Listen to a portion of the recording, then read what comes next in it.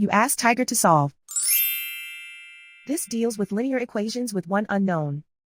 The final result is k equals -14. Let's solve it step by step. Group all k terms on the left side of the equation. Subtract 9k from both sides. Group like terms. Simplify the arithmetic.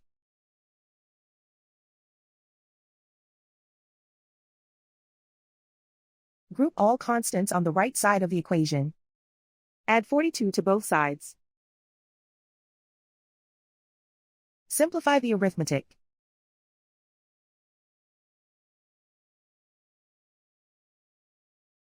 Isolate the k. Divide both sides by -3. Cancel out the negatives. Simplify the fraction. Move the negative sign from the denominator to the numerator. Find the greatest common factor of the numerator and denominator. Factor out and cancel the greatest common factor. And so the final result is k equals -14.